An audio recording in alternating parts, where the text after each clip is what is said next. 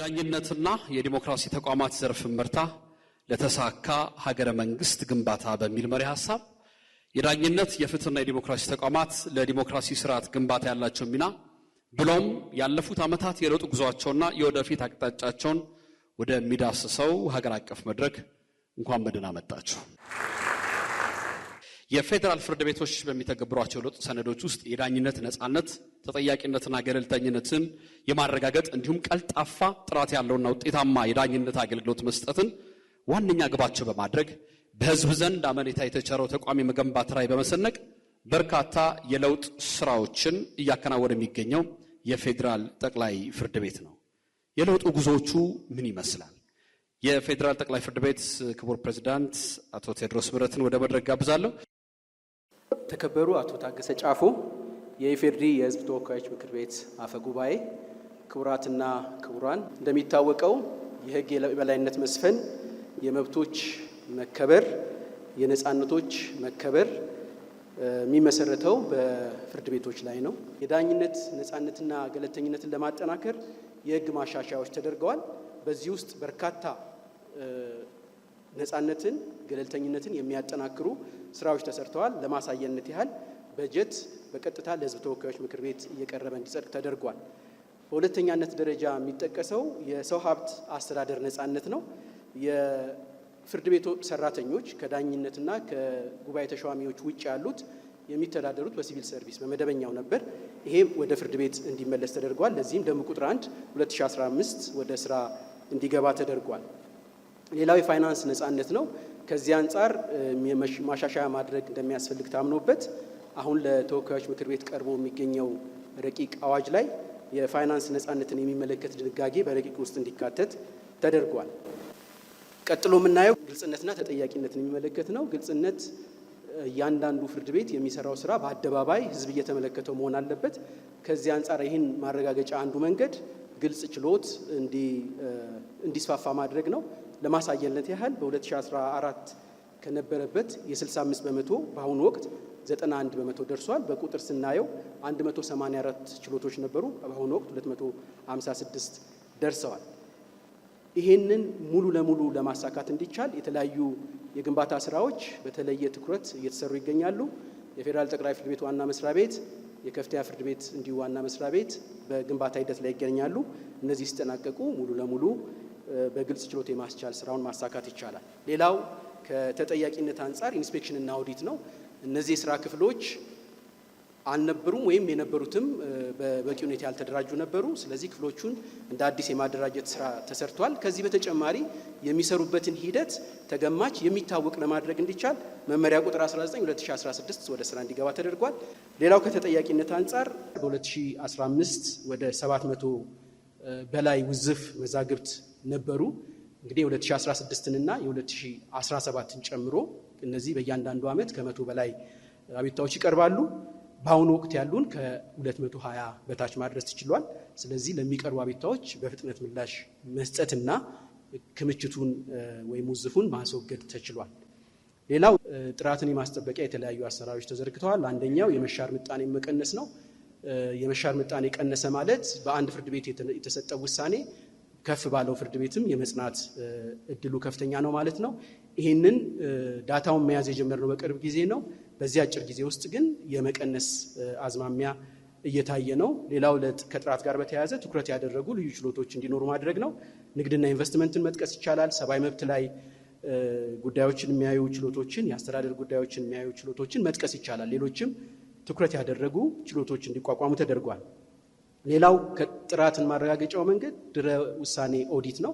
ውሳኔዎች ከተሰጡ በኋላ ዳኞች ውሳኔ መስጠት ነፃነት አላቸው። ግን ከተወሰነ በኋላ ምን ይዘት አለው፣ ከህጉ አንጻር እንዴት ይታያል የሚለው የሚተነተንበት ነው። ከብቃት አንጻር ጥራት ማረጋገጫው መንገድ አንዱ ብቃት ስለሆነ ተከታታይ ስልጠና እንዲሰጥ ተደርጓል። ሌላው ቅልጥፍና ነው። ቅልጥፍናን ለማረጋገጥ እንዲቻል የጉዳዮች ፍሰት መመሪያ ወደ ስራ ማስገባት ተችሏል።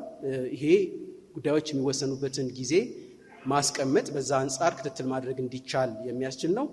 ከዚህ አንጻር ውጤቱን ስናይ ከ85 በመቶ በላይ የሚሆኑ ጉዳዮች በአንድ ዓመት ውስጥ እልባት እያገኙ ይገኛሉ።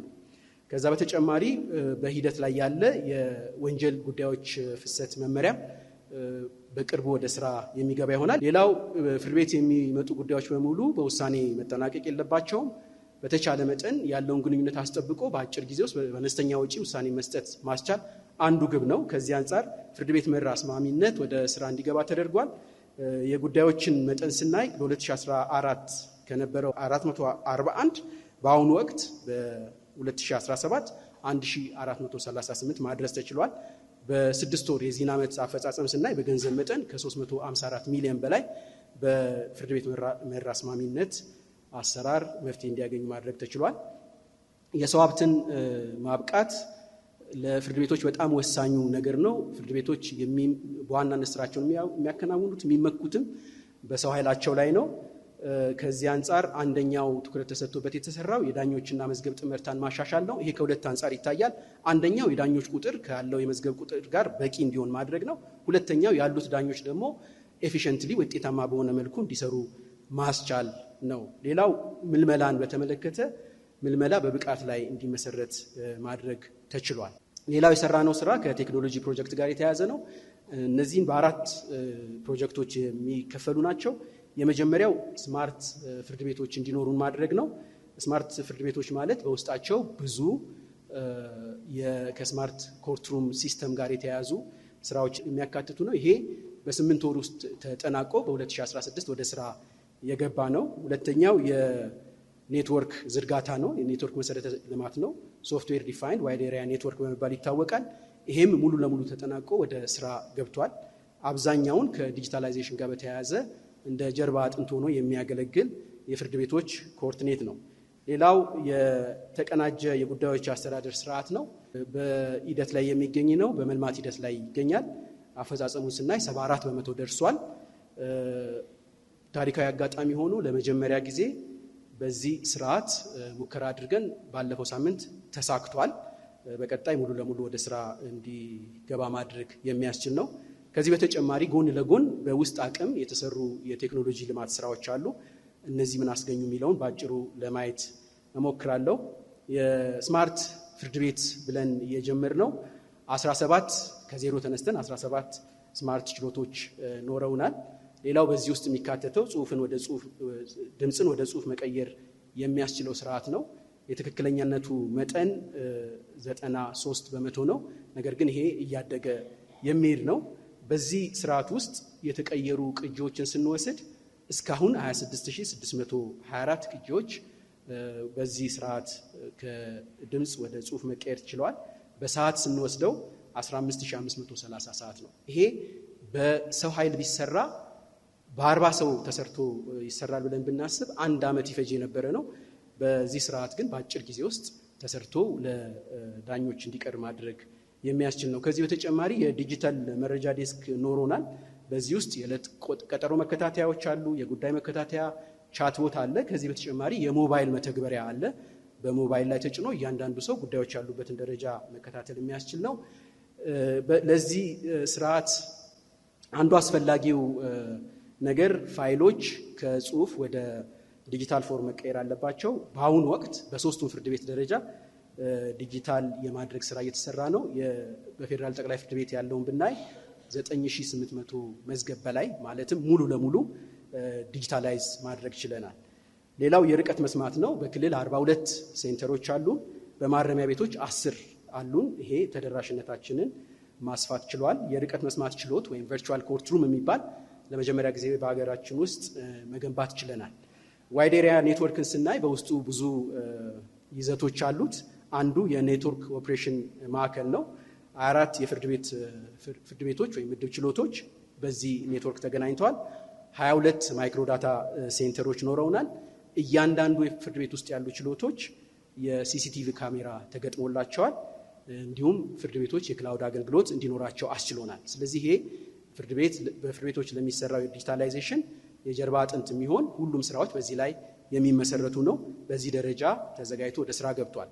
ሌላው ኢስሚስ ወይም ኢአርኤምኤስ ብለን የምንጠራው በኤሌክትሮኒክ ስርዓት የፍርድ ቤትን አሰራር የመቀየር ስርዓት ነው። ቀደም ሲል እንደገለጽኩት ይሄ በመልማት ሂደት ላይ ያለ ነው። በከፊል በሰበር ደረጃ ወደ ስራ እያስገባ ነው የምንገኝ ነው። የኤሌክትሮኒክ ፋይሊንግ ስርዓት አለው።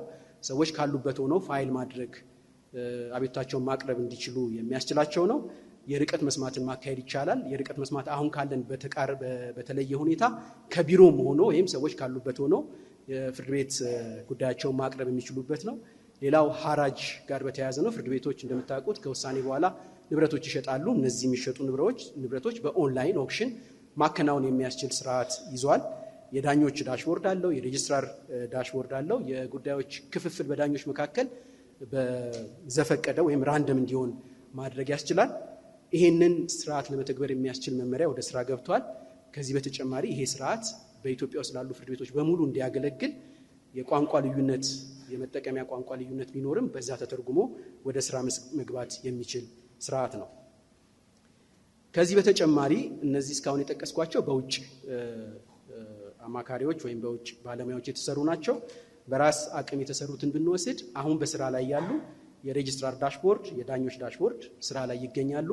በፍርድ ቤቶች መካከል በኢፋይሊንግ ሴንተር እና በፍርድ ቤቶች መካከል ያለው የሰነድ ልውውጥ የሚካሄደው በእነዚህ ዳሽቦርዶች አማካኝነት ነው። ሌላው የሰበር ውሳኔ መፈለጊያ ስርዓት ወይም ኬዝ ኢንዴክስ ወደ ስራ ማስገባት ተችሏል። በሰበር ደረጃ የተሰጡ ውሳኔዎች እንደምታውቁት አስገዳጅ ናቸው።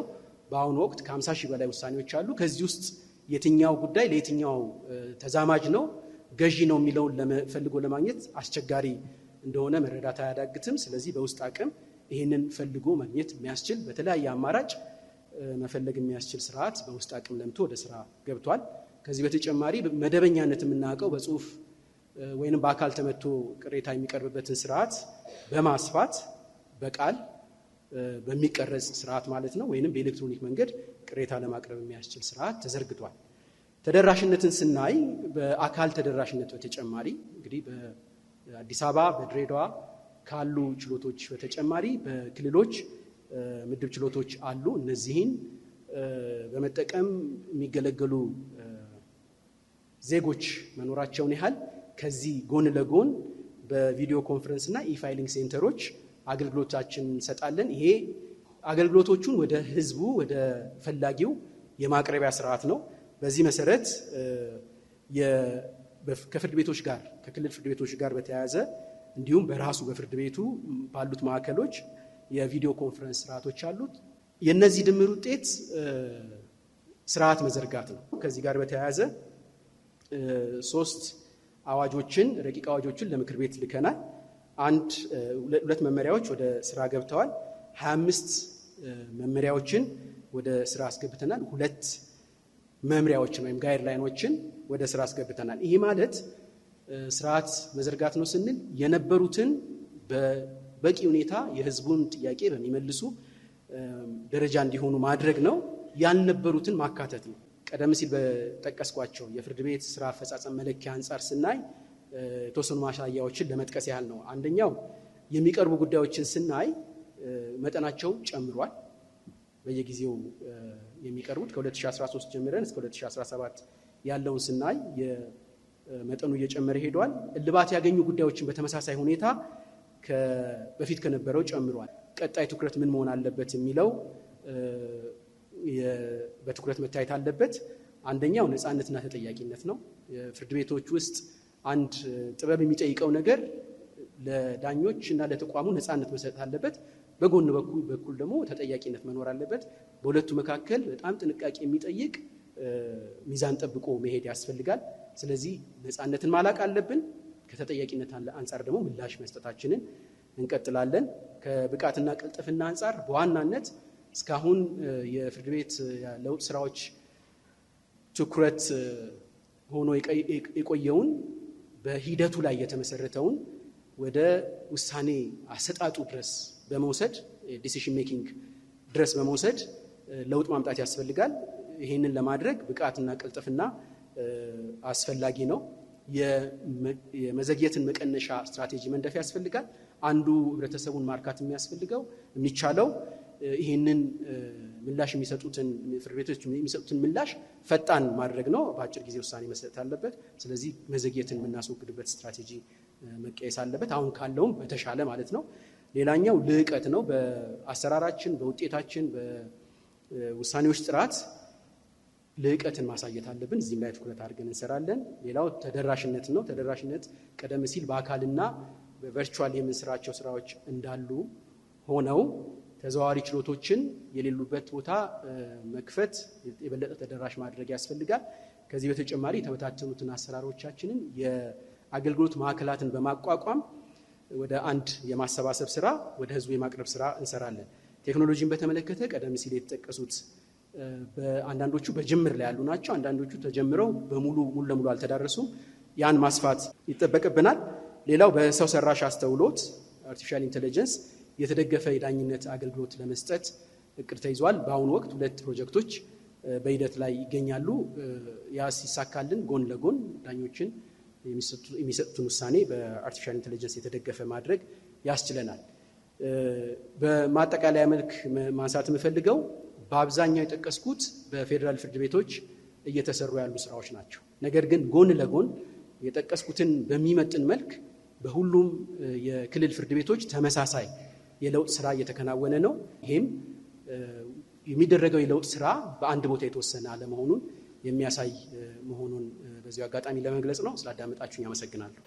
የኢትዮጵያ ሀገራዊ ምክክር ኮሚሽን መሰረታዊ ሀገራዊ ጉዳዮች ላይ ያለው ልዩነትና አለመግባባት በመፍታት ብሎም ሀገራዊ መግባባት፣ መተማመንና ተቀራርቦ የመስራት ባህልን ለማጎልበት ዓላማው አድርጎ እየሰራ ያለ ተቋም ነው። ያለፉት የለውጥ ዓመታት ላይ የሰራቸውን ስራዎች እንዲያስቃኙን ደግሞ የኮሚሽኑ ዋና ኮሚሽነር ፕሮፌሰር መስፍን አርያን ወደ መድረክ በክብር ጋብዛለሁ። የተከበረው አፈ ጉባኤ፣ የተከበራችሁ ክቡራትና ክቡራን፣ ኢትዮጵያ የተለያዩ ውብ ባህሎች፣ ትውፊቶች፣ እሴቶችና ቋንቋዎች ያሏቸው የተጋመዱ የተጋቡና የተዋለዱ ውህድ ማንነት የፈጠሩ ባለ አገሮች የሚኖሩባት ውብ አገራችን ናት። በዘመናዊ የሀገር ምስረታ ግንባታ ሂደቶች ባጋጠሙ ኩነቶች ከጊዜ ወዲህ የተፈጠሩ አለመግባባቶች አድገውና ዳብረው ለግጭት እንዲያም ሲል ለጦርነት በመጋለጣችን ለዚህ መፍትሄ ነፍጥ ሳይሆን ሁሉንም አሸናፊ የሚያደርገው ምክክር መሆኑን ኢትዮጵያውያን ጠንቅቀን በመረዳታችን ይህ ስናነሳው የከረምነው ሀሳብ ጊዜውን ጠብቆ ምላሽ ሊያገኝ በመቻሉ ሀገራዊ ምክክር ተግባራዊ ሊሆን ችሏል። የኢትዮጵያ ሀገራዊ ምክክር ኮሚሽን በአዋጅ ቁጥር 1265/2014 መሰረት የዛሬ 4 ዓመት ተኩል ገደማ የተቋቋመ ነው። ርዕዩም እጅግ መሰረታዊ በሆኑ ጉዳዮች ላይ ሀገራዊ መግባባትን ተፈጥሮ ማየት ነው። የኛ ሀገር ምክክር ለመሆኑ ከሌሎች ሀገሮች በምን ይለያል? አንደኛ ሁሉን አካታችና አሳታፊ መሆኑ፣ ሁለተኛ ከታች ወደ ላይ ወይም ፈረንጆች ቦተም አፕ የሚሉትን አፕሮች መከተሉ። ይህ ማለት አርብቶ አደሮቻችን፣ አርሶ አደሮቻችን፣ ተፈናቃዮች፣ የተገፉ የማህበረሰብ ክፍሎች፣ ሴቶች፣ አካል ጉዳተኞች ወዘተርፈ ሳይል ሁሉንም ለመጀመሪያ ጊዜ በሀገራቸው ላይ ይሁንታ እንዲሰጡ የሚያስችል ሂደት ማለት ነው።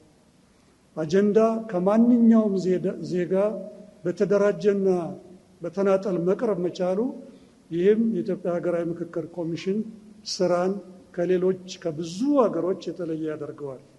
ዋና ዋና ክንውኖችና የተገኙ ውጤቶችን እንዲሁ በወፍ በረር ለማስቀመጥ እሞክራለሁ።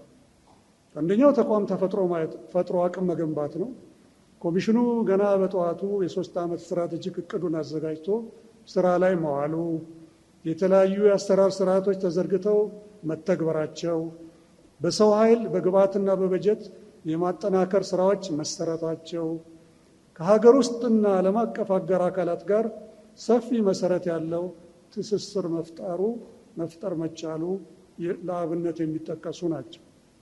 በተጨማሪም ነፃና ገለልተኛ ሆኖ የምክክር ሂደትን ማስተባበር የሚችል አቅም መፍጠር፣ ህብረተሰቡን ጨምሮ የተለያዩ ባለድርሻ አካላት ለሂደቱ መሳካት ሚናቸውን እንዲወጡ ማድረግ፣ ሀገራዊ ምክክሩ አሁን በደረሰበት ደረጃ የአጭርና የመካከለኛ ጊዜ ዓላማዎችን ማሳካት መቻል የሚጠቀሱ ናቸው። ክቡራትና ክቡራን፣ ከመጀመሪያዎቹ አበይት ስራዎች መካከል የሚጠቀሰው የተሳታፊዎች ልየታ ነው። የአጀንዳ ሀሳብ የሚሰጡና በሀገራዊ ምክክር ጉባኤ ላይ የሚሳተፉ ተወካዮችን የማስመረጥ ስራ በስፋት ተከናውኗል። የማህበረሰብ ተወካዮች የልየታ ሂደት የተከናወነው ብቻውን በ11 ኮሚሽነሮችና በጥቂት ባለሙያዎች ሳይሆን ተባባሪ አካላትን አሰልጥኖ በማሳተፍ ጭምር ነው። እነኚህ ተባባሪ አካላት የምንላቸው መምህራን፣ እድሮች በሌሉበት ቦታ እነሱን የሚተኩ ለምሳሌ እንደ አፋር፣ እንደ ቤንሻንጉል ጉሙዝ፣ እንደ ሶማሌ ክልልና የመሳሰሉቱ፣ የፖለቲካ ፓርቲዎች በጋራ ምክር ቤታቸው በኩል፣ የሃይማኖት ተቋማት፣ የሲቪል ማህበረሰብ ተቋማት፣ የወረዳ አስተዳደር እና የወረዳ ፍትህ ቢሮ ለዚህ ስራችን ከፍተኛ አስተዋጽኦ አድርገዋል። ከዚህ በተጨማሪ የሚጠቀሰው ቢኖር በማዕከልነት የፌዴራል ዩኒቨርሲቲዎች ድርሻ ከፍተኛ መሆኑ ነው። በተሳታፊ ልየታ የተገኙ ውጤቶች በምክክር ሂደቱ የተለዩ ዋና ዋና ተሳታፊዎች ተለይተው በአጀንዳ ማሰባሰቢያ ታላላቅ ህዝባዊ መድረኮች ላይ እንዲሳተፉ ማድረግ ተችሏል። በሌላ አነጋገር ኢትዮጵያ ከመጀመሪያው ጀምሮ እየመከረች ነው። በዚህ ሂደት ውስጥ 5 ታላላቅ የህብረተሰብ ክፍሎች እዚህ ላይ ይታያሉ። የህብረተሰብ ክፍሎች፣ የፖለቲካ ፓርቲዎች፣ ተቋማትና ማህበራት የምንላቸው፣ ምሁራንና ታዋቂ ሰዎች እንዲሁም በውጭ ሀገር የሚኖሩ ኢትዮጵያውያን ወይም በተለምዶ ዳያስፖራ የሚባሉትና በመጨረሻም የፌዴራልና የመንግስት አካላት የምንላቸው ናቸው። በአጀንዳ ማሰባሰብ ተሳትፎ የተገኘው ውጤት ይህንን ይመስላል። የወረዳ ማህበረሰብ ተወካዮች አሁንም ከትግራይ በስተቀር ያለው ተሳትፎ 99.4 በመቶ ሲሆን የፖለቲካ ፓርቲዎች 73.6 በመቶ፣ ታዋቂ ሰዎች 70.6 በመቶ፣ የመንግስት ተቋማት 83 በመቶ እና ተቋማትና ማህበራት 83.4 በመቶ ናቸው።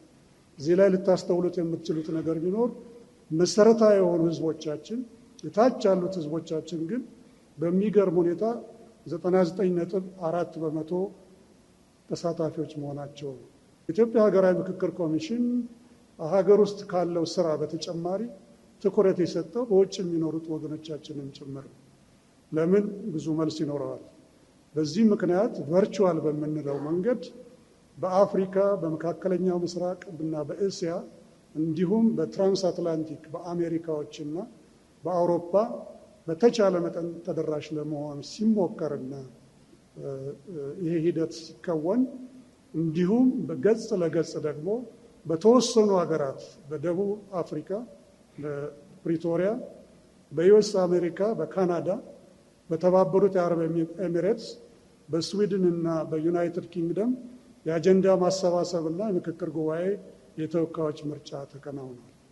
ተደራሽ ያልሆኑ ተጨማሪ አካባቢዎችንም በበይነ መረብ ቀደም ብዬ እንደጠቀስኩት እንዲሳተፉ ተደርጓል። የተከበሩ አፈ ጉባኤ፣ ክቡራትና ክቡራን፣ በ11 ክልሎች 2 ከተማ መስተዳድሮች ከፌዴራልና ከዲያስፖራ አጀንዳዎችን ማሰባሰብ ተችሏል። ሂደቱ እንደ ሀገር ላሉብን ችግሮች መንስኤዎችን በተመለከተ ቢያንስ በየደረጃው መግባባት ላይ እንዲደረስባቸው ማድረግ ችሏል።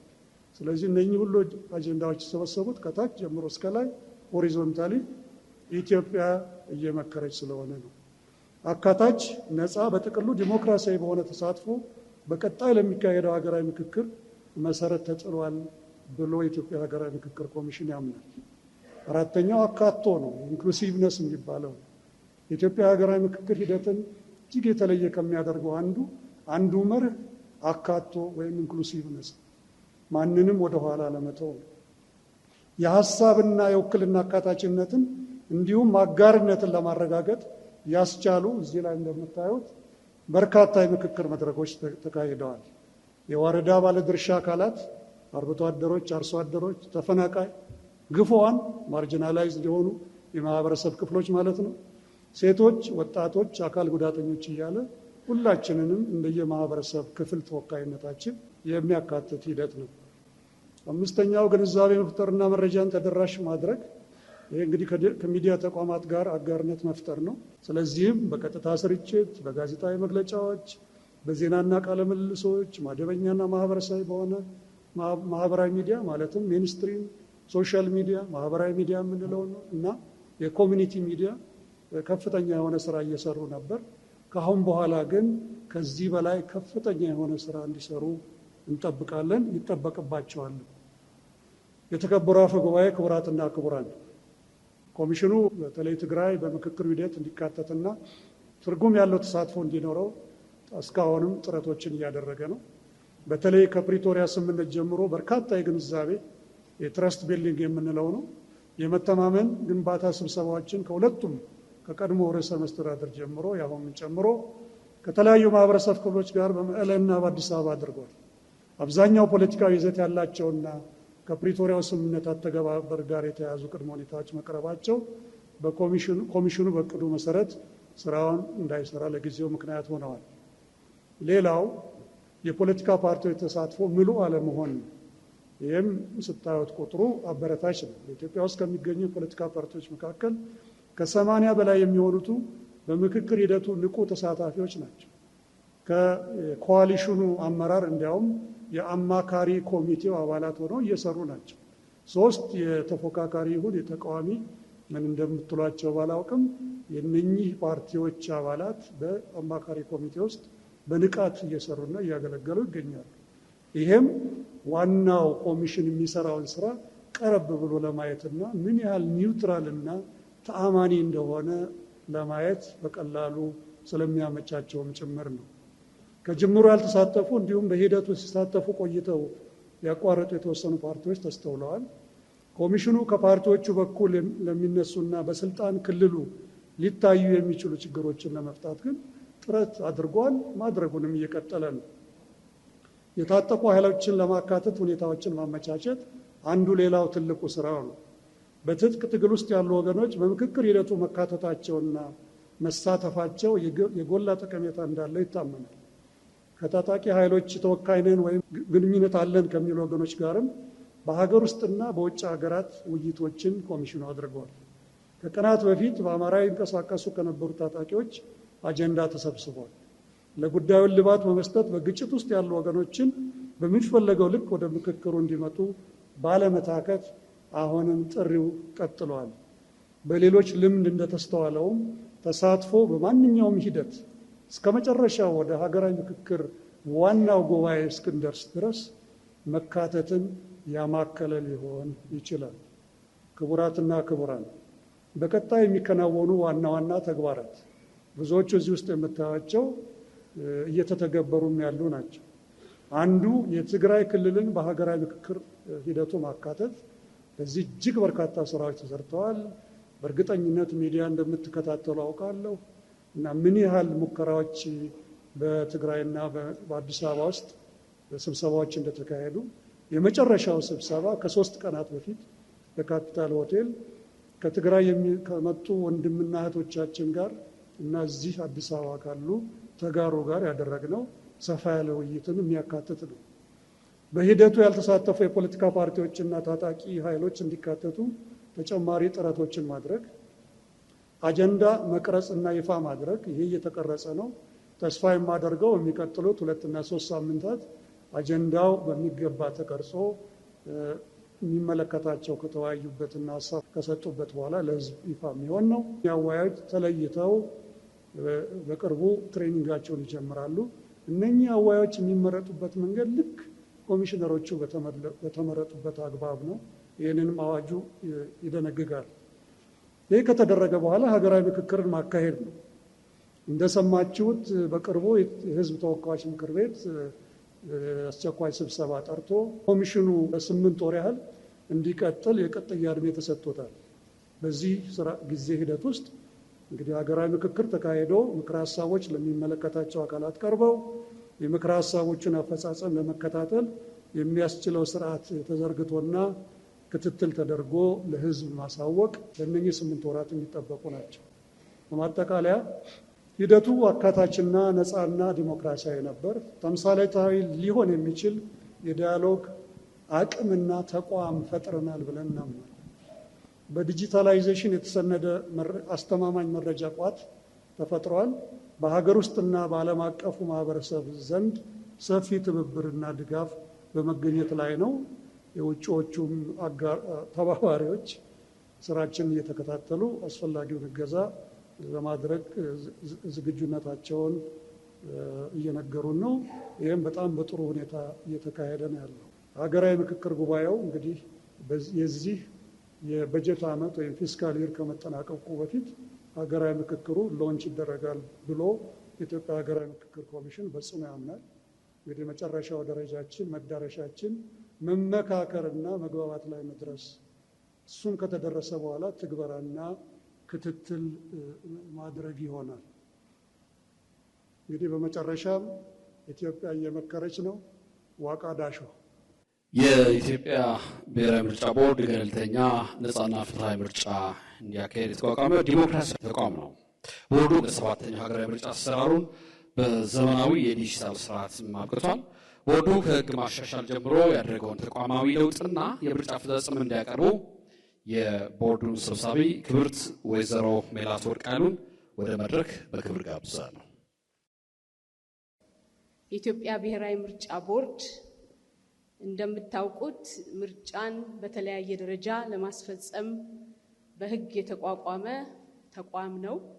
ህጋዊነትና በተለይም ምርጫን ለሚያከናውን ተቋም ገለልተኝነት መጠበቅ ወሳኙ፣ ይህንን የገለልተኝነትን ባህሪ ማላበስ የሚችለው የህግ መሰረት ሲኖረው ነው። ለዚህም ቦርዱ ከተቋቋመበት ጊዜ ጀምሮ ሲጠቀምባቸው የነበሩ የተለያዩ የህግ መሰረቶች ቢኖሩም እንደ አዲስ በአዋጅ ቁጥር 1133 2011 ገለልተኝነቱን ነፃነቱን በሚያስጠብቅና በሚያስከብር መልክ አዲስ አዋጅ ስራ ላይ ውሏል። ይሄ የተቋም ገለልተኝነት የጀመረው ከቁንጮ ነው፣ ከአናቱ ነው ማለት ነው።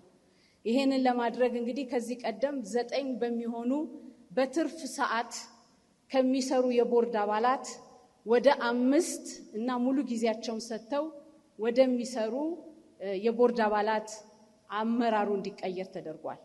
ከዚህ ቀጥሎ ቦርዱ ያደረገው ይሄ አዋጅ ቁጥር 1162 የሚባለውን ስለ ምርጫ እና ስለ ፖለቲካ ፓርቲዎች ምዝገባና ስለ ስነ ምግባር የሚደነግገው አዋጅ ቁጥር 1162 የሚባለውን ከማቋቋሚያው አዋጅ በመለየት የማስፈጸሚያ አዋጁን ለብቻ እንዲቀመጥ አድርጓል። በዚህ አዋጅ ላይም የተለያዩ መስፈርቶች ግልጽ የሆኑ የፖለቲካ ፓርቲዎችን ለማደራጀት የሚያስፈልጉ መስፈርቶችን በትክክል ያስቀመጠ፣ ያንን መስፈርት የሚያሟሉ ፓርቲዎች የሚመዘኑበትን ነፃና ፍትሃዊ በሆነ መንገድ ሊመዘኑበት የሚችሉበትን ስርዓት የዘረጋ ነው። ከዚህ በፊት በፖለቲካ ፓርቲዎች ለምርጫ ውድድር በሚመጡበት ጊዜ ገደብ ነበረባቸው። ለሕዝብ ተወካዮች ምክር ቤት የሚያቀርቡበት የእጩዎች ገደብ የተጣለበት ሲሆን በዚህኛው ግን ከማሻሻሉ በኋላ ግን ማንኛውም የፖለቲካ ፓርቲ በሚፈቅደው የክልል ሲት ያው ደግሞ በሕዝብ ተወካዮች ምክር ቤት በአንዳንድ ሲት እጩዎቻቸውን ያለ ገደብ እንዲያቋቁሙ ወይም እጩዎቻቸውን ያለ ገደብ እንዲያቀርቡ የሚፈቅድ ነው። ተፎካካሪ ፓርቲዎችም እኩል የአየር ጊዜ መጠቀምን መብት ለማረጋገጥ በዚህ አዋጅ ተደንግጓልና ይህ ከፍ ያለ የተደራሽነትን ፓርቲዎች ደግሞ ፕሮግራማቸውን የሚያቀርቡበትን የነፃ የአየር ጊዜ ድልድልንም የሚደነግግ ነው። ቦርዱ በህግ ገለልተኝነቱን ነፃነቱን ካስጠበቀ በኋላ ወደ ኦፐሬሽናል ስራ የገባው 6ኛው ሀገራዊ ምርጫን በሚያከናውንበት ወቅት ነው። እንግዲህ እንደምታውቁት 6ኛው ሀገራዊ ምርጫ በጣም በጉጉት ሲጠበቅ የነበረ በጣም ትልቅ ለውጥ የታየበት የምርጫ ስርዓት እንደነበር ሁላችን ምስክሮች ነን። እንግዲህ በዚህ የምርጫ ስርዓትና ወቅት ከፍተኛ የሆነ የመንግስትና የአጋዥ ወይም የአጋር ድርጅቶች የምንላቸው ድጋፍ በከፍተኛ ሁኔታ ስራውን ለመስራት እድል ሰጥቷል። ይህ ስራ በሚሰራበት ጊዜ በተለይም እጩዎች ወይም የፖለቲካ ፓርቲ ተፎካካሪዎችም ወይም የግል እጩዎች ሊሆኑ ይችላሉ የሚመዘገቡት በምርጫ ክልል ደረጃ ሴሚ የሆነ በኮምፒውተር ተመዝግቦ ዳታቸው ወደ ሴንተር የሚተላለፍበትን ስርዓት ለመጀመሪያ ጊዜ በዛ ተጀምሯል። ሌላው መራጮች በነፃነት በፈቃዳቸው በመረጃ ላይ የተመሰረተ ድምፅ እንዲሰጡ ማስተማር፣ የመራጮች ትምህርትን በስፋት በማድረስ በወቅቱ ከፍተኛ ስራ ተሰርቷል። እንዲሁም ይሄንን ትምህርት የሚሰጡ ለዩኒቨርሲቲዎች ወይም ለሲቪል ማህበረሰብ ድርጅቶች ቦርዱ ፈቃድ ሰጥቶ ይሄንን ትምህርት የሚያስተምሩ የሲቪል ማህበረሰብ ድርጅቶች ጋር ሲሰራ ቆይቷል። በስድስተኛው ሀገራዊ ምርጫ በዚህ ደረጃ በተለይም በስፋት የሀገር ውስጥ ታዛቢዎች ከፍተኛ የሆነ የመታዘብ ስራ በየምርጫ ጣቢያው በመዘዋወር ሰርተዋል። አዲስ ሆኖ የመጣው በስድስተኛው ሀገራዊ ምርጫ የምርጫ ሰሌዳን ለህዝብ ይፋ ማድረግ ነው። ቦርዱ በገለልተኝነት በነፃነት በዚህ ቀን ይሄን አረጋለሁ፣ በዚህ ቀን ይሄን አረጋለሁ ብሎ አካውንታቢሊቲነቱን ለህዝቡ የገለጸበት መንገድ ማለት ነው። የምርጫ ሰሌዳ ይወጣል። ስለዚህ በዛ የምርጫ ሰሌዳ መሰረት ስራውን ካልሰራ በህዝብ ሊሞገት ይችላል። ስለዚህ ይህንን አይነት ልምምድ ቦርዱ በስድስተኛው ሀገራዊ ምርጫ ተግባራዊ አድርጓል። ከዚሁ ጎን ለጎን የምርጫ ክልል ጽህፈት ቤቶችና የምርጫ ጣቢያዎችን በገለልተኛ ቦታ ማቋቋም ሌላው የተደረገ ተግባር ነው። ምርጫ ጣቢያዎችን ደግሞ በኮድ ለይቶ እንዲያውቅ አድርጓል። እንደምታውቁት በሀገራችን ወደ 55,000 የሚጠጉ የምርጫ ጣቢያዎች ይኖራሉ። በአንድ ምርጫ ጣቢያ በእጩዎች በመራጮች ምዝገባ ጊዜ 3 ደግሞ በድምጽ መስጫ ቀን ወደ 5 የሚሆኑ ምርጫ አስፈጻሚዎች ስራ ላይ ይመደባሉ። ስለዚህ በአንድ የምርጫ ሳይክል 250,000 እንደዚህ ገደማ ሊደርሱ የሚችሉ ምርጫ አስፈጻሚዎች ዲፕሎይድ ተደርገው ነው ይሄ ስራ የሚሰራው። እነዚህ በሚመረጡበት ጊዜ ልክ የቦርድ አመራሮች፣ የቢሮ ማኔጀሮች ወይም ኤክስፐርቶች በሚመለመሉበት ግልጽ ትራንስፓረንት የሆነና ህዝቡ በሚያውቀው መንገድ ገለልተኝነታቸውን በማረጋገጥ የሚቀጠሩ ናቸው። በዚህ ሂደት ውስጥ ደግሞ ሴቶችና አካል ጉዳተኞች እንደ ዋና ባለድርሻ አካላት መካተት ይኖርባቸዋል። በምርጫ አስፈጻሚነት ሴቶችም አካል ጉዳተኞችም የምልመላው ታቃፊ እንዲሆኑ ይደረጋል። ሌላው እንግዲህ እነዚህን ምንመለምላቸውን የምርጫ አስፈጻሚ ሰራተኞች ገለልተኝነታቸው ማረጋገጥ የምንችለው ለፖለቲካ ፓርቲዎች ስንልክ ነው። ስለዚህ በየምርጫ ክልሉ ተደራጅቶ ለሁሉም ፖለቲካ ፓርቲዎች የነዚህ ምርጫ አስፈጻሚዎች ስምና አድራሻ ይላካል። ስለዚህ ፓርቲዎች ቅሬታ ካላቸው ይህ ሰው የዚህ ፓርቲ አባል ነው፣ ገለልተኛ አይደለም የሚል ቅሬታ ካላቸው ያን መሰረት አድርገን አስፈጻሚዎቹን እናሰናብታለን ማለት ነው። ስለዚህ ይህም አሰራር በስድስተኛው ሀገራዊ ምርጫ የታየ ነው። ይሄ ለውጥ በጣም ቪዚብል ነው፣ ፕራክቲካል ነው። እንደምታዩት የድምጽ መስጫ ቁሳቁስም ጨምሮ ነው ለውጥ የተደረገው። የምታዩት በዚህ በኩል ያለው ቀድሞ የነበረው የባሎት ፔፐር ነው። ብዙ የሴኩሪቲ ፊቸር የሌለው በቀላሉ ሊታተም የሚችል በቀላሉ ሰው እጅ ሊገባ የሚችል ነው። በስድስተኛው ሀገራዊ ምርጫ ግን ብዙ ስለማይታይ እንጂ ብዙ ሴኩሪቲ ፊቸርስ ያሉት ባሎት ፔፐር በዚህ መንገድ ታትሞ ለመጀመሪያ ጊዜ ስራ ላይ ውሏል። ሌላው ድሮ እሸጋ የሚደረገው በካርቶን ነው። የጉዳቱ ነገር በቀላሉ የመፈታቱ ነገር ያው ግልጽ ነው። እሱ ቀርቶ ያንን የምታዩት ሰማያዊ ሳጥን ይሄ ሰማያዊ ሳጥን የትም ሀገር ብንሄድ በዓለም አቀፍ ደረጃ የምርጫ ቁሳቁስ በብሉ ቦክስ ነው የሚታሸገው። በብሉ ቦክስ እንዲታሸግ ተደርጓል። ይሄ መታሸግ ብቻ ሳይሆን እያንዳንዱ ማሸጊያ የራሱ ኮድ አለው። ማሸጊያዋ ትታሸጋለች፣ ትዘጋለች፣ ያቺ ኮድ ትመዘገባለች። ስለዚህ ያቺ የተመዘገበችው ኮድ ወደ ምርጫ ጣቢያ ስትደርስ ተፈታ ከተገኘች ታምፐርድ ሆኗል ማለት ነውና በዚህ ደረጃ ከፍተኛ የሆነ ጥንቃቄና ጥበቃ በማድረግ ስራው ተሰርቷል። እጩዎች አደራደር ይሄኛው ገዢ ፓርቲ ስለሆነ መጀመሪያ ላይ ይቀመጥ የሚባል አይደለም። ሁሉም ፓርቲ እኩል ነው። ሁሉም ፓርቲ እኩል ውጣ አውጥተው የደረሰው መጀመሪያ፣ ሁለተኛ፣ ሶስተኛ እያለ ይሄዳል። ከዛ አለፈ። ስድስተኛው ሀገራዊ ምርጫ ቦርድ ያደረገው ትልቁ ስራ ምንድነው? የግምገማ ስራ ነው። ሌሰን ለርንድ የሚባል አድርገን ምን ይመስል ነበር ስድስተኛው ሀገራዊ ምርጫ፣ ምን ጠንካራና ምን ደካማ ጎን አለው የሚል ግምገማ ተደረገ። ከተወሰደውም ትምህርት በመነሳት የተቋም ግንባታ፣ ነፃነትና ገለልተኛነት መስራትና ለሰባተኛው ጠቅላላ ምርጫና ከዛም ለሚቀጥሉት ተግባራዊ የሆኑ ስራዎችን ለመስራት ተነስተናል። ለዚህ ያደረግነው የመጀመሪያው የ5 ዓመት ስትራቴጂክ ፕላን ማውጣት ነው። ከዛም በመቀጠል የተለያዩ የህግ ማዕቀፎችን አውጥቷል። እንደምታስታውሱት አዋጅ ቁጥር 1332 በአመጻ ተግባር ተሰማርተው የነበሩ ቡድኖች ወደ ፖለቲካ ምህዳር የሚመጡበት የህግ ማዕቀፍ ወጥቷል። ከዚሁ ጋራ ባለፈው ሰኔ 2017 ያወጣ ነው ወደፊት 7ኛው ጠቅላላ ምርጫ ለማከናወን የሚረዳንን የቴክኖሎጂንና የሴቶችን የአካል ጉዳተኞችን መብት በተሻለ አቅም የሚደነግግ አዋጅ ቁጥር 1394ን አውጥተናል። ከዛም ደግሞ ለ7ኛው ጠቅላላ ምርጫ ይረዳ ዘንድ በፓርቲዎች ኮምፕሌንት እና የነበረውን ሁኔታ ግብዓት ውስጥ በመውሰድ የህዝብ ተወካዮች ምክር ቤት የዚህ የኢንዶርስመንት ሲግኔቸር የሚባለውን ያነሳበት አዋጅ ሆኗል። እንግዲህ 7ኛ ጠቅላላ ምርጫ ለማድረግ በመሰረታዊነት ደረጃ አዲስ ነገር ይዘን ለመምጣት እየሰራን ያለነው የእጩዎችንና የመራጮችን ምዝገባ በዲጂታላይዜሽን መስራት ነው። ቅድም ስገልጽ ድሮ እጩዎች በምርጫ ክልል ሄደው ተሰልፈው ቢሮ ተከፈተ አልተከፈተ፣ አስፈጻሚው አለ የለም፣ ሰነዴን ተቀበለኝ አልተቀበለኝ፣ ሰነድህን አልተሟላም፣ ሂድ ተመለስ፣ ውጣ ግባ እየተባሉ ሲሄዱበት የነበረውን ነገር ሁሉ የሚያስቀር እጩዎች ባሉበት ቦታ በራሳቸው ኮምፈርት ዞን በቢሮአቸው ተቀምጠው ራሳቸውን የሚመዘግቡበትን ዲጂታላይዜሽን አዘጋጅተን ስራ ላይ አውለናል። የእጩዎች ምዝገባ ተከናውኖ ተጠናቆ የማጥራት ስራ እየሰራ እንገኛለን። ሌላው የመራጮች ምዝገባ ነው። የካቲት 28 ጀምሮ በሁላችንም ስማርትፎን አፕሎድ አድርገን ልንጠቀምባት የምንችል ምርጫ የምትባል የመራጮች ምዝገባ አፕሊኬሽን ከአፕል ስቶር እና ከጉግል ስቶር ዳውንሎድ አድርጋችሁ የምትጠቀሙበትን ራስን በራስ የመመዝገብ ቤተሰብን የመመዝገብ ወደ ምርጫ ጣቢያ የማንሄድበት የማንሰለፍበት አማራጭ ይዞ መጥቷል 7ኛው ጠቅላላ ምርጫ።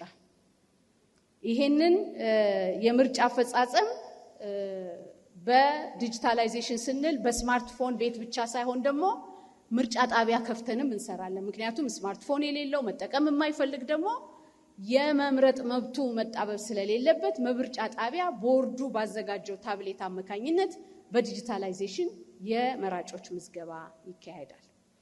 በዲጂታላይዜሽን መራጮች ምዝገባ በሚካሄድበት ጊዜ ለመጀመሪያ ጊዜ በሀገራችን አንድ መራጭ አንድ አይዲ እንዲኖረው እናደርጋለን፣ አንድ መለያ ቁጥር። ስለዚህ ወደፊት 8ኛው ሀገራዊ ምርጫ ሲኖረን አንድ መለያ ነው ያለን። ሬፈረንደም ብናደርግ አንድ መለያ ነው ያለን። አካባቢ ምርጫ ብናደርግ አንድ መለያ ነው ያለን። ስለዚህ ይሄ አዲስ የሆነ በ7ኛው ሀገራዊ ምርጫ እናከናውናለን ያልነው ነው። እስከዛሬ ኖሮን የማያውቀው በጣም ሀገራችን ላክ የምታደርገውን ቋሚ የመራጮች ዴታ ይኖረናል። ይሄ ቴክኖሎጂ በራሳችን በእኛ ልጆች የለማ ነው። ከውጭ ሀገር የተገዛ አይደለም። ቬንደር ሎክድ የሚደረግ አይደለም። ስለዚህ ይሄ ትልቅ አገራዊ ፋይዳ ያለው ነገር ነው ብሎ ቦርዱ ያምናል። እንግዲህ ከዚህ ጎን ለጎን ሌሎችም የቴክኖሎጂ ስራ ሰርተናል። ለምሳሌ ምርጫ ጣቢያዎቻችንን እግር በእግር እየሄድን ወደ 30,000 ምርጫ ጣቢያ XY ኮኦርዲኔቶቻቸውን ወስደናል። ስለዚህ ታዛቢ ቢሆን መራጭ ቢሆን ይሄ ምርጫ ጣቢያ ወደ ቀኝ ታጥፌ ወደ ግራ ብሎ ሰው መጠየቅ የለበትም። ራሱ ቀጥታ ከጉግል ማፕ ላይ አድርጎ ማወቅ እንዲችል የሚረዳ የXY ኮኦርዲኔት አዘጋጅተናል። ይሄን በመናደርግበት ጊዜ እነዛ ምርጫ ጣቢያዎች ለአካል ጉዳተኞች፣ ለሴቶች፣ ለአረጋውያን ምቹ ናቸው የሚለውን በቀጥታ አሴስ ለማድረግ ችለናል ማለት ነው። ሌላው ከፖለቲካ ፓርቲዎች ጋር ስለ ምህዳር ራውንድ ቴብል ዲስከሽን አድርገናል። በጸጥታ በሴኩሪቲ አሴስመንት ስራ ሰርተናል። ምን ልታረጉ ነው? ለሚቀጥለው ለ8ኛው ለወደፊት እያሰብን ያለነው ዲጂታላይዜሽን በመላ አገሪቱ እንዲሰራ ለማድረግ ነው። ይሄው ምንድነው? ሁሉም መራጭ በዲጂታላይዜሽን እንዲመዘገብ እናደርጋለን። አንድ ወጣት እድሜው 18 ሲሞላ ወዲያውኑ ወደ መራጭነት የሚመዘገብበትንም ሲስተም ለማድረግ እንሰራለን። ቆጠራ ብዙ ጊዜ የሚፈጅብን ነው። ስለዚህ ቆጠራና ውጤት በፍጥነት የሚመጣበትን ስራ ለመስራት እናደርጋለን ብለናል። ባሎት ፔፐር በጣም በከፍተኛ ገንዘብ ውጭ ሀገር ነው ታትሞ የሚመጣው። ስለዚህ ወደፊት እዚህ ሀገራችን ይህንን ሴኩሪቲ ፊቸር ያለው ፕሪንቲንግ ለመስራት አቅደናል። እንደምታውቁት የምርጫ ስራ በጣም ስፔሲፊክ በጣም ፕሮፌሽናል ስራ የሚጠይቅ ነው። ይህንን የሚያሰለጥን ተቋም የለንም። ስለዚህ ከቻለን ይሄንን ተቋም አሰልጥነን ለሀገራችን ብቻ ሳይሆን ለሌሎችም ሀገሮች ለመድረስ እናስባለን። እጅግ አድርጌ አመሰግናለሁ። ከ80 ዓመታት በላይ በትጋት የመንግስትና የህዝብ የፋይናንስ ቁሳዊ ሀብት በህግና በስርዓት መመራቱን በማረጋገጥ በሀገራችን የግልጽነትና ጠያቂነት ስርዓት እንዲሰፍን ሲያገለግል የቆየ ነፃና ገለልተኛ ተቋም ነው የፌዴራል ዋና ኦዲተር መስሪያ ቤት። ክብርት ወይዘሮ መሰረት ዳምጤ የተቋሙን ዋና ኦዲተር ቀጣዩን ፕሬዘንቴሽን እንዲያቀርቡ በክብር ጋብዛለሁ። የፌዴራል ዋና ኦዲተር መነሻችን ኦዲት ለዜጎች ተጠቃሚነት የሚል ነው ሞታችን። የሪፎርም ስራዎቻችን 6 ግቦችን አስቀምጠናል። እነኚህ 6 ፒላሮች በስትራቴጂክ እቅዳችን አስቀምጠን ነው እየሄድንበት ያለ ነው። የመጀመሪያው ነፃና ገለልተኛ ተቋም ነው። የፌዴራል ዋና ኦዲተር መስሪያ ቤት የዓለም አቀፍ ዋና ኦዲተሮች ማህበር ነው፣ መስራች ነው። ተቋሙን ሙሉ በሙሉ ነፃና ገለልተኛ ነው ለማለት መሟላት የሚገባቸው ያልተሟሉ ነበረ። በ2010 በኋላ ግን በተለይ አንዱ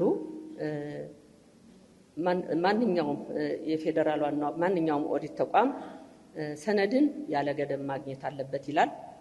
በተለይ ህገ መንግስቱ ላይ በግልጽ የተቀመጠው የፌዴራሉ መንግስት የሚሰጠውን በጀትና ድጎማ ለክልሎች የሚሰጠውን ኦዲት ማድረግ አለበት ይላል። ግን ይህ ከ2008 በፊት በነበረው አዋጃችን ነበረ። 2008 ግን ይህ አዋጅ ሲሻሻል ማን እንደዋጣው አልታወቀም፣ ወጣ። ስለዚህ መልሶ ለማስገባትም ተፈልጎ ነበረ። ቢፈልጉ ክልሎች ቀዳደው መቀዳደድ ይችላሉ የሚል አቅጣጫ ነበር። ስለዚህም ማሳካት አልተቻለም። ከለውጥ በኋላ ግን የግድ ይሄ ተቋም ነፃና ገለልተኛ ሆኖ መቀጠል ስላለበት ይህንም ስለታመነበት እንደገና በአዋጅ በ1146 2011 እንዲካተት ተደርጓል። አንዱ ተቋማችን ነፃና ገለልተኛ ከሚያደርገው ከሰው ኃይል አስተዳደር ከሲቪል ሰርቪስ ወጥቶ የራሱ የሰው ኃይል አስተዳደር መኖር አለበት ነው የሚለው። ከዚህ አንጻር በ08 2010 ላይ ይህም እንዲሁ ከለውጡ ማግስት በደንብ የወጣበት ሁኔታ ነው ያለ። ሌላው የሂሳብ ምርመራ አገልግሎት ኮርፖሬሽን ነው። እነኚህን ደግሞ የሚያስፈጽሙ 10 መመሪያዎችና 4 ማኑዋሎች አዘጋጅተናል። ሁለተኛው የትኩረት አቅጣጫችን ተቋማዊ እድገትና አስተዳደር አቅም ነው። ምቹ የስራ አካባቢ ተፈጥሯል። በተለይ ቢሮአችን ለስራ ምቹ አድርገናል። የጀንደር ኦዲት ማኑዋል ዝግጅት ተግባራ ተከናውኗል። ይህም በሁሉም የክዋኔ ኦዲቶቻችን ራሱን የቻለ አንድ የክራይቴሪያ በማድረግ የሴቶች አካቶ ተግባራን ኦዲት ያደረግነ ከሴቶችና ማህበራዊ ጉዳይ ሚኒስቴር ጋር ኤምኦዩ በመፈራረም የሚያጋጥሙንን እነሱ ለአፈጻጸም እንዲረዳ የምንሰጥበት ሁኔታ ነው ያለ። ከዚህ ከኦዲት ሽፋን ጋር በተመለከተ ፋይናንሻል ኦዲትን 100% ማስቀጠል የተቻለበት ሁኔታ ነው ያለ። የክዋኔ ኦዲት 2010 ላይ 24 ነበረ። አሁን 43ም 44ም አቨሬጅን ስንወስድ 41 ነው። ከዚህ ጋር የዘላቂ ልማት ግቦችን በየአመቱ ወደ 19 ይደረጋል። የአካባቢ ኦዲቶችን 8 እናደርጋለን በየአመቱ። ሌላ ተከታታይነትና ማረጋገጫ ኦዲት የምንለው 2010 ላይ 285 ነው። አሁን ወደ 405 ከፍ ያለበት ሁኔታ አለ። ሌላው የልዩ ኦዲት ነው። የልዩ ኦዲት ከዚህ በፊት ራሱን የቻለ ዳይሬክቶሬት አልነበረንም። አሁን ዳይሬክቶሬት አደራጅተን በየአመቱ በአማካይ 11 ነው። አሁን 2018 ላይ ስላልተጠናቀቀ ነው እንጂ 20 ማድረስ ተችሏል። ግን ካለው ፍላጎት ጋር ከዚህም የበለጠ ቀጣይ መስራት ቢኖርብንም ግን ይሄ በፊት ያልነበረ አሁን ያለ ነው። እነኚህን ስራዎች ስንሰራ ጥራት በጣም አስፈላጊ ነው። ከኦዲት ጋር ይህን የኦዲት ጥራቱን ከምንሰራበት አንዱ የዓለም አቀፍ ስታንዳርድ መሰረት ያደረገ የኦዲት ጥራት የሚያሳድግ ማኑዋል ዝግጅት ነው። ባለፈውም ነበረ 2013 አሁንም 2018 ላይ ከጊዜው ጋር የሚሄድ አብዴት የተደረገበት ሁኔታ ነው ያለ። የተጠናከረ የክትትልና ቁጥጥር ስራ ተዘርግቷል። በየደረጃውም የተጠናከረ የኦዲት ክለሳ አለ። ይሄ ኦዲት ክለሳ ቲሙ የሰራውን ማናጀሩ ያየዋል፣ ማናጀሩ የሰራውን ዳይሬክተሩ ያየዋል፣ ዳይሬክተሩ የሰራውን ምክትል ዋና ኦዲተር ያያል፣ ምክትል ዋና ኦዲተር ያየውን ደግሞ በዋና ኦዲተር ከታየ በኋላ ነው ሪፖርቱ የሚወጣው። በተጨማሪም ጥራቱን ለመጠበቅ የክትትልና ድጋፍ ስርዓቱን በቴክኖሎጂ የተደገፈ ነው። አጠቃላይ ኦዲት የተደረጉ ተቋማት ብለን ስናያቸው 2010 ላይ 176 ነው። 2010 ይሄ የሆነበት ቁጥሩ የቀነሰበት ምክንያት 2014 ላይ መንግስት ሪፎርም በሚሰራበት ጊዜ በርካታ ተቋሞች ሪፎርም ስለሆነ ቁጥሩ የቀነሰው 2017 ላይ 163 ነው። ሌላው 2010 ላይ ስንጀምር 2000 ከለውጥ በኋላ ማለት ነው 203.5 ቢሊዮን ነበር በኦዲት የሚሸፈን። አሁን ላይስ 1.3 ትሪሊየን በኦዲት መሸፈን ተችሏል። እነኚህ ተከታታይ ኦዲት ከምንለው ደግሞ 830.1 ቢሊዮን በኦዲት መሸፈን ተችሏል። ከዚህ ከቴክኖሎጂና ፈጠራ ጋር በተመለከተ መንግስት የዘረጋቸው ኢፊሚስ፣ ኢጂፒ፣ ኢፔመንት አሉ። ገቢዎችና ጉምሩክ የሚጠቀሙበት ደግሞ ኢፊሚስና ሲክታክስ አለ። እኛ ደግሞ የምንጠቀምበት ማይክሮሶፍት አለ። እነዚህን ለራሳችን የምንጠቀምበታለን፣ በኦዲቱ የምንጠቀምበታለን። በቀጣይ ግን ከአርቲፊሻል ኢንተለጀንስ ጋር ስምምነት ፈጥረናል። በአዲስ አበባ ዩኒቨርሲቲ አማካሪነት ሁሉም እኛ ብቻ ሳይሆን ሁሉም ተቋማት ሁሉም ቴክኖሎጂ ከተጠቀሙ ሪል ታይም ኦዲትና ሪሞት ኦዲትን ለማድረግ እቅድ አለን። ሌላ ከትብብር ስራዎች ጋር በተመለከተ ቅድም ከክልል ዋና ኦዲተሮች የጸደቀ አዋጅ ያመጣው 2014 በሳምፕል ደረጃ 3 ክልሎችና 1 ከተማ መስተዳደር 135.8 ቢሊዮን መሸፈን ተችሏል። በኦዲት 2016 ላይ 255.5 ቢሊዮን ይሄ 2017 አንደር ኦዲት ስለሆነ ነው። ሌላ የኦዲት ሰርቪስ ኮርፖሬሽን በደንብ እንደ አዲስ ካደራጀ ነው በኋላ ኢንቨስትመንት ሆልዲንግ ያሉትን 41 መስሪያ ቤቶች የልማት ድርጅቶች በተጨማሪ ሌሎችም የልማት ድርጅቶች ጨምሮ ሲረከም ማለት ነው 80% ባክሎግ ነበረባቸው ከ2 ዓመት እስከ 5 ዓመት ማለት ነው። አሁን ላይ ግን 2018 ላይ ሁሉም ተቋማት በሚባል ደረጃ ባክሎግ የሌለበት ሁኔታ ነው ያለ። ተቋሙም ከኪሳራ ወደ ትርፋማነት የመጣበት ሁኔታ ነው ያለ። የተገኘው ውጤት 2010 ላይ ነቀፌታ የሌለበት አስተያየት የነበረው 25 ተቋሞች ነበሩ። አሁን 2016 ላይ 115 ደርሰዋል። የጎላ ችግር ያለባቸው ሆነው ተቀባይነት የሚያሳጣ አስተያየት የተሰጣቸው 2010 ላይ 49 ነበሩ። አሁን ላይ ወደ 10 ዝቅ ያለበት ሁኔታ ነው ያለ። ከተጠያቂነት ጋር በተመለከተ ከኃላፊነታቸው የተነሱና እርምጃ የተወሰደባቸው 9 ይሄ በፊት ያልነበረ አሁን ያለ ነው። ማስጠንቀቂያ የተሰጣቸው 69 ተቋማት፣ የገንዘብ ቅጣት የተሰጡ ወደ 23 ተቋማት፣ የእውቅናና ሽልማት የተሰጣቸው ደግሞ 16 ተቋማት ተከታታይ ክሊን ኦፒኒየን የሚያስመዘግቡ ናቸው። ይህ በማን ነው? በሚኒስትሪ ኦፍ ፋይናንስ አማካኝነት የተሰጠ ነው። ሌላ ከ2010 እስከ 2016 4.5 ቢሊዮን ወደ መንግስት ካዝና ማስገባት ተችሏል። ቀጣይ የትኩረት አቅጣጫዎቻችን ቴክኖሎጂ ስልጠናና ተቋም ማደራጀትና የኦዲት ሽፋንና ጥራትን ማሳደግ ነው። እነኚህን ትኩረት አድርገን በቀጣይ ለመስራት አቅደናል። አመሰግናለሁ። ለሕዝብ ተወካዮች ምክር ቤት ተጠሪ የሆነው የኢትዮጵያ ሕዝብ እንባ ጠባቂ ተቋም በዋነኛነት አስተዳደራዊ በደልን መከላከል፣ የመረጃ ነጻነት ሕግን ተግባራዊነት መከታተልና አስተዳደራዊ በደል የደረሰባቸውን ዜጎች ጉዳይ መመርመርና እንዲታረም ያደርጋል። ባለፉት የለውጥ ዓመታት ያከናወናቸውን ሪፎርም ስራዎች በተመለከተ ገለጻ እንዲያቀርቡ የተቋሙን ዋና እንባ ጠባቂ ክብርት ወይዘሮ ስመኝ ውቤን ወደ መድረክ እጋብዛለሁ። የኢትዮጵያ ሕዝብ እንባ ጠባቂ ተቋም የተቋቋመበት ዋነኛ ዓላማ እንግዲህ የመጀመሪያው የሕዝብ አስተዳደር እንዲሻሻልና የመንግስት ለሕዝብ ተጠያቂነት ለማሳደግ በዘፈቀደ የሚፈጸሙ አስተዳደራዊ በደሎችን ለመከላከል፣ ለመልካም አስተዳደር መሰረት ለመጣል፣ የሕዝብ አስተዳደር በግልጽነትና በተጠያቂነት መርህ እንዲመራ በማድረግ ሕገ መንግስታዊነትን ለማስፈን፣ ተቋማት የሚሰጧቸው ፍትሐዊነት የጎደለው ውሳኔዎችና ትዕዛዞች በወቅቱ ለማረምና ለመከላከል፣ በዋነኛነት ግን አስተዳደራዊ ጥፋት የደረሰባቸው ዜጎች ተጎድተው እንዳይቀሩ ለማድረግ ታስቦ የተቋቋመ ትልቅ ተቋም ነው ማለት ነው። እንግዲህ ከዚህ በፊት የነበረው ነባራዊ ሁኔታ ምንድን ነው? የመጀመሪያው የተቋሙ አመራሮች የምልመላና የምረጣ ስርዓት አልተቀመጠለትም ነበረ፣ ወይም ደግሞ ገለልተኛነቱን የሚያረጋግጥ አልነበረም። በሁለተኛ ደረጃ የቅርንጫፍ ጽሕፈት ቤቶችም እንደዚሁ በሹመት ነው የነበረውና ይሄ ደግሞ ለተጠያቂነትና ተቀናጅቶ ለመስራት የራሱ የሆነ አሉታዊ ተጽዕኖ እንደነበረው በወቅቱ ሲነሳ እንደነበረ ነው። ሌላው በምርመራ ስራ ላይ የተሰማሩ የተቋማችን ሰራተኞች ያለመከሰስ መብት አልነበራቸውም። ተቋሙ በግል ድርጅቶች የሚፈጸሙ አስተዳደራዊ በደሎችን የማየት ስልጣን አልነበረውም። ያ ማለት ሞር የመንግስትና የመንግስት የልማት ድርጅቶች ላይ ብቻ ነበረ ትኩረት አድርጎ ሲሰራ የነበረው። የበጀት ጥያቄና የማጽደቅ ሂደቱ እንደዚሁ የተቋሙን ነፃነትና ገለልተኛነት የሚያረጋግጥ አልነበረም። ተቋሙ መሰረታዊ የሆነ ደግሞ የተደራሽነት ችግሮች ነበሩበት። ሌላው እና ለዚህ ተቋም ከተሰጡ ስልጣንና ተግባራት መካከል የመገናኛ ብዙሃንና የመረጃ ነፃነት አዋጅ፣ ሁለቱ አዋጆች በአንድ ላይ ተጣምረው መውጣታቸው ስራችን ላይ ራሱን የቻለ ችግር የፈጠረ መሆኑ እንደ ችግር ሲነሳ እንደነበረ ነው። እንግዲህ ከዚህ ተነስቶ የተሰሩ የሪፎርም ስራዎች ወደ 4 ነጥቦች ላይ አተኩሬ ያቀርባለሁኝ። ከአሰራርና ከሰው ኃይል አንጻር ከህግ ማሻሻያ ከቴክኖሎጂና እንዲሁም ከቅንጅታዊ አሰራር በተመለከተ አቀርባለሁ ማለት ነው። ከአሰራርና ከሰው ኃይል አንጻር የመጀመሪያው ከአሰራር አንጻር ተቋሙ ከዚህ በፊት ያልነበሩት በተለይ ባለፉት 7-8 ዓመታት ውስጥ የተሰሩት የምርመራ ማንዋል አልነበረውም፣ እንዲዘጋጅ ተደርጓል። የቁጥጥር ማንዋል ተዘጋጅቶ ስራ ላይ ውሏል። ተቋማት የመልካም አስተዳደር አፈጻጸም ልኬታቸው የሚለኩበት ጋይድላይን ተዘጋጅቷል። ከህግ ማሻሻያ አንጻር ቅድም ለማንሳት እንደሞከርኩት ተቋሙ የተቋቋመው በአዋጅ ቁጥር 2/1192 ቢሆንም ከጊዜ ወደ ጊዜ ግን 2 ጊዜ አዋጁ እንዲሻሻል ተደርጓል። በመጀመሪያው አዋጅ ቁጥር 1142 በ2011 የተሻሻለው አዋጅ ላይ 2 ነገሮች እንዲለወጡ ተደርጓል። ከብዙዎቹ ዋናዎቹ ለማንሳት ማለት ነው። አንደኛው የተሿሚዎችን በተመለከተ ከፖለቲካ ፓርቲ ገለልተኛ እንዲሆኑ ተደርጓል።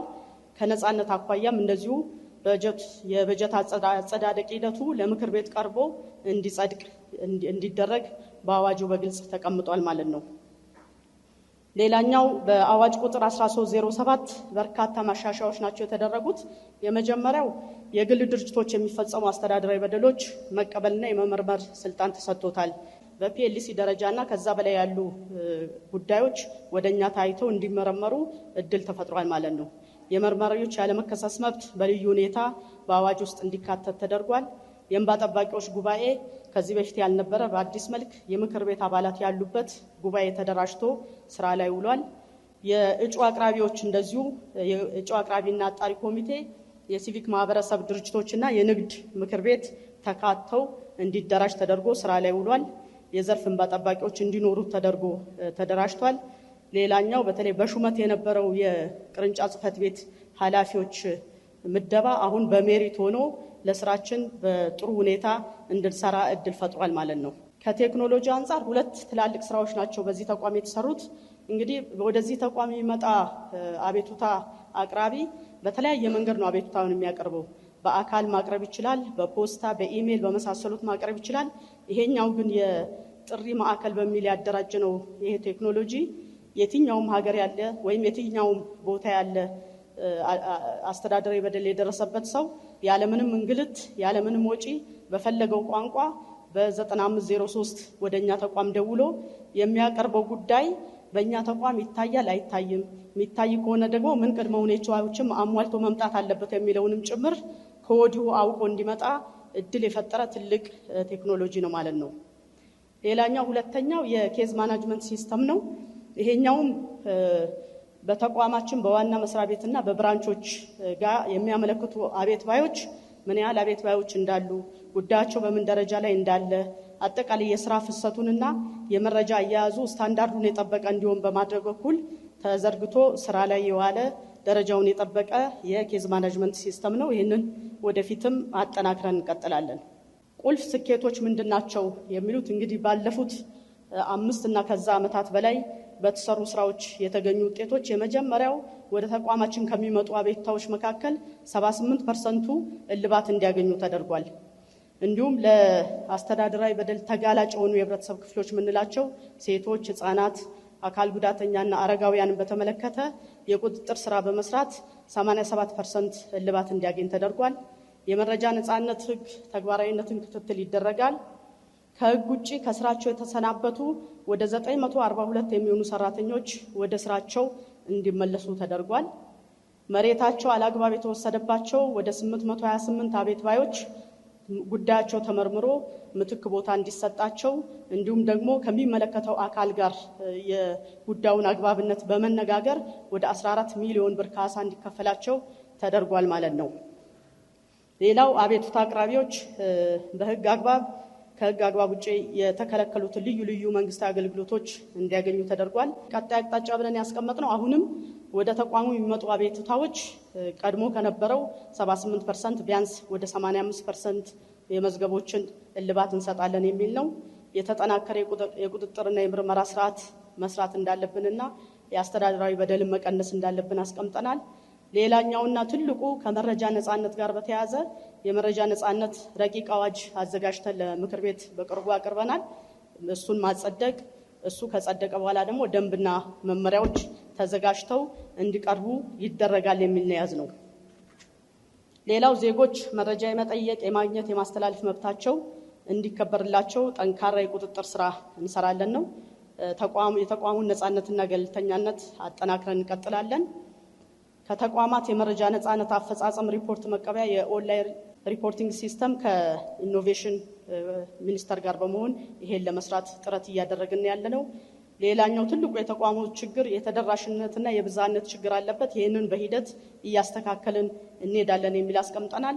ቀጣይነት ያለው ቴክኖሎጂ አጠቃቀም እንዲኖር በተለይ አሁን ትልቁ የተቋሙ ችግር ቋሚ ኦፊስ የሌለው ተቋም ከመሆኑ ጋር ተያይዞ በሂደት በሚቀጥሉት 4-5 ዓመታት ቋሚ ቢሮ በመገንባት ቋሚ ቴክኖሎጂ እንገነባለን የሚል ሀሳብ አለን። በአጠቃላይ በዓለም አቀፍ ደረጃና በአህጉር አቀፍ ደረጃ የጀመርናቸውን ቅንጅታዊ ስራዎች አጠናክረን እንቀጥላለን ነው። ለግልጽነትና ለተጠያቂነት እንተጋለን። አመሰግናለሁ። ለሰብአዊ መብቶች ማስተማር፣ መብቶች እንዳይጣሱ መጠበቅ፣ መብቶች ሳይሸረፉ ስራ ላይ እንዲውሉና ተጥሰው ሲገኙ ደግሞ አስፈላጊውን እርምጃ በመውሰድ ረገድ ትልቅ ሀገራዊ ኃላፊነት ያለበት ተቋም ነው የኢትዮጵያ ሰብአዊ መብቶች ኮሚሽን።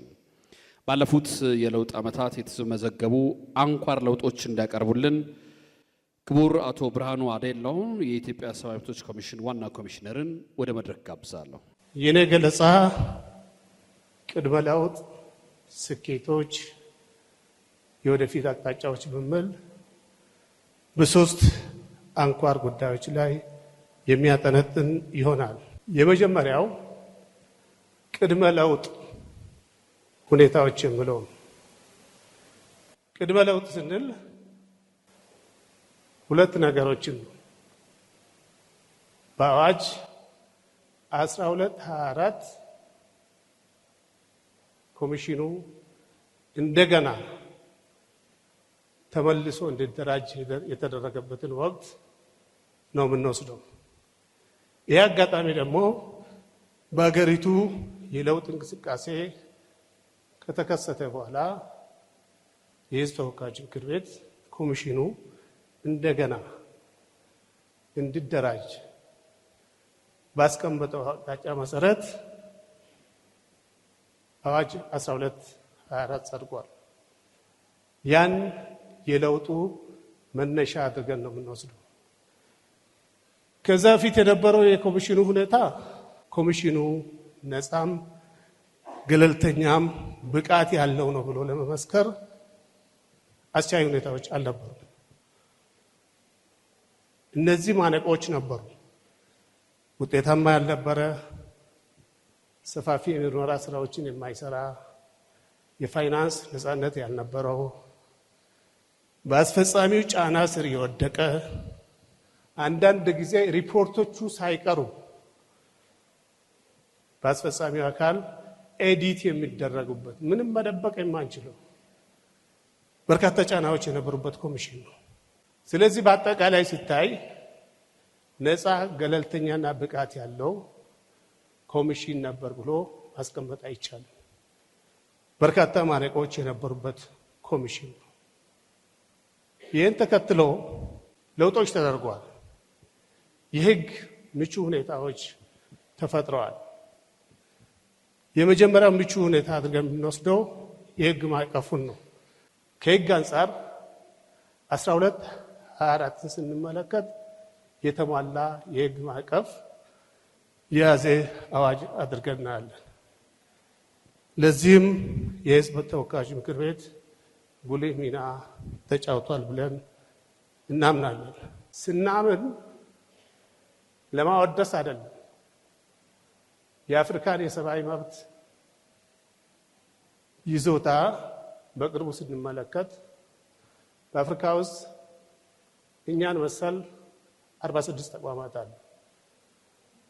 ከ46 ውስጥ 27ቱ ብቻ ናቸው የኤ ስታተስ ያላቸው። ይሄን አዋጅ ተከትሎ የኢትዮጵያ ሰብአዊ መብት ኮሚሽን በአብዛኛው ይሄ አዋጅ ነው ኤ ስታተስ እንድናገኝ ያገዘን። ስለዚህ የማወደስ ጉዳይ ሳይሆን በአፍሪካ ቀደምት ሆነን እንድንታይ ያደረገን አዋጅ ነው። በዚህ ብቻ አላበቃም። አዲስ የሰው ሀብት መዋቅሮች የተደራጁበት ሁኔታ እንዳለ እናያለን። ገለልተኛ፣ ነፃ፣ እና ብቃት ያለው የሰብአዊ መብት ኮሚሽን ሆነን እንድንደራጅ ተደርጓል። ከዛ በኋላ ምንድነው ያመጣችሁት ለውጥ የሚለው ሁለተኛው ነገር ነው። ይሄ ጋንድሪ ማለት ዓለም አቀፉ የብሔራዊ ሰብአዊ መብቶች ህብረት የሰጠን እውቅና በኤ ደረጃ የተቀመጥንበት ሰርቲፊኬት ነው። ላለፉት ዓመታት በዚህ ስታተስ ነው የቀጠልነው። ቀጣይ ይሄን አረጋግጠን እንቀጥላለን። ቁልፍ ስኬቶች አሉን፣ በርካታ ናቸው። በሰብአዊ መብት ሪፖርቶቻችን ላይ ማየት እንደሚችሉት በአብዛኛው በሀገሪቱ ያሉትን የማረሚያ የፖሊስ ተቋማት በአግባቡ ጉብኝት የምናደርግ፣ በተለያዩ ዘርፎች ሪፖርቶችን የምናወጣ፣ በ2013 የተካሄደውን ምርጫ የዘንድሮውን ምርጫ በብቃት የምንከታተል፣ በሀገራችን የተካሄዱ የክልል ጥያቄዎችን ሪፈረንደሞች በብቃት ክትትል ማድረግ የቻል፣ የአስቸኳይ ጊዜ ሁኔታዎችን በሚመለከት በብቃት መከታተል የቻለ፣ የተባበሩት መንግስታት በሰብአዊ መብት ከፍተኛው ኮሚሽነር ጽህፈት ቤት እምነት ታድሮብን የጋራ ምርመራ ማድረግ የቻለ ኮሚሽን ነው። በሀገራችን ላይ ሌላው አካል መጥቶ ምርመራ ከሚያደርግ ይልቅ ብቃት ያለው የራሱ ኮሚሽን አለው ተብሎ እምነት ታድሮበት ምርመራ ማድረግ የቻለ የሰብአዊ መብት ኮሚሽን ነው። ከዛም አልፎ ከምርመራ ግኝታችን በመነሳት አገራዊ ፖሊሲ እንዲቀረጽ ያስቻለ ተቋም ነው። የሽግግር ፍትህ ወይም ትራንዚሽናል ጀስቲስ በፖሊሲ ደረጃ የጸደቀው ኮሚሽኑ ባቀረበው ሪኮሜንዴሽን ነው ከሌሎች ሪኮሜንዴሽኖች ጋር። ስለዚህ በአጠቃላይ ጠንካራ የሚባል ተቋም ተገንብቷል። በሌላ በኩል በሕግ በተቀመጠው ድንጋጌ መሰረት 4 ዓመታዊ ሪፖርቶችንና 7 የዘርፍ ሪፖርቶችን ያወጣ ኮሚሽን ነው። ይሄን ሲያወጣ በፍጹም ገለልተኝነት፣ በነፃነት፣ ብቃት ባለው ሁኔታ ማውጣት የቻለ ብሔራዊ የሰብአዊ መብት ተቋም ነን። በርካታ የውትወታ ስራዎችን ይሰራል። ውጤታማ ማድረግ የቻለ ኮሚሽን ነው። የዓለም አቀፉ ህብረት ሙሉ አባል ነን። ኤ ስታተስ ስላለን የአፍሪካ የብሔራዊ ሰብአዊ መብት ተቋማት ትስስር ሙሉ አባል፣